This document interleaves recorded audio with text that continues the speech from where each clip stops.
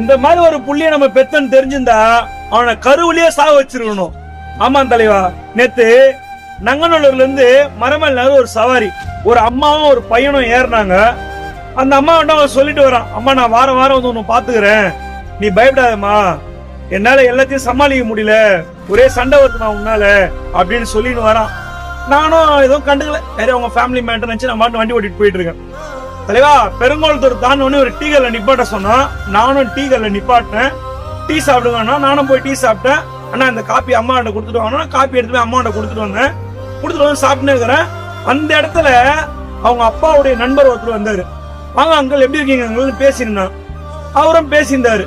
தம்பி அம்மா எப்படி பாக்குறாங்க, அம்மா நல்லா பாத்துக்கிறியாப்பா? நல்லா பாத்துக்கிறாங்க அங்கிள், இந்த அம்மா ஆட்டோல தான் உட்காந்துக்கிறாங்க அங்கிள் அப்படின்னா. அப்படியாப்பா, சரி சரி தம்பி, நானே உன் வீட்டுக்கு வந்து உன்னை பாக்கலாம் தான் இருந்தேன். என்ன அங்கிள் சொல்லுங்க அங்கிள் பையன் கேட்டான்.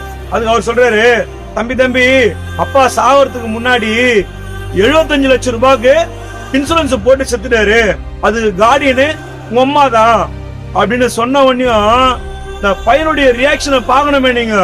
பயங்கரமா ஆயிட்டான் தலைவா ஒரு மாதிரியா.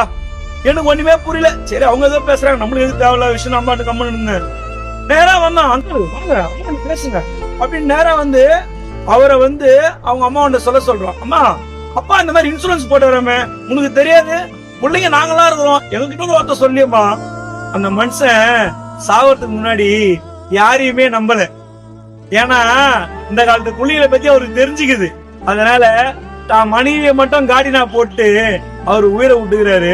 இன்னைக்கு 75 லட்சம் ரூபாய் பணங்குதுன்னு தெரிஞ்ச உடனேயும் இந்த பையன் அந்த அங்கிளை கூப்பிட்டாந்து அவங்க பேசினுக்கிறாங்க. பேசிட்டு, சரிங்க அங்கிள், நான் அம்மாவை கூட்டிட்டு பேங்க் வந்துடுறேன் அங்கிள், நீங்களும் கொஞ்சம் வாங்க அங்கிள் அப்படின்ட்டு ஆட்டோல இருக்கான்ட்டு மரமேல நகர் தான் போக சொல்லுவான்னு பார்த்தேன். அண்ணா வண்டியை திருப்புங்க, வீட்லயே விட்டுருங்க.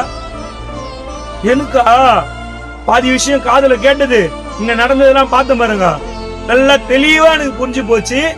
நம்ம கோவிந்த அம்மா கிட்ட இருக்கிற பணம் தெரிஞ்ச உடனே அம்மாவை ஆசிரமத்துக்கு அனுப்பல, வீட்டுல இட்டுமே வச்சுக்கலான்னு பாக்குறான்.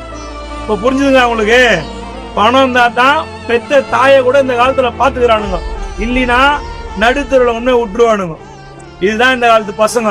இந்த மாதிரியும் பசங்க இருக்கிறானுங்கன்றத என் கண்ணால நான் பார்த்தேன்.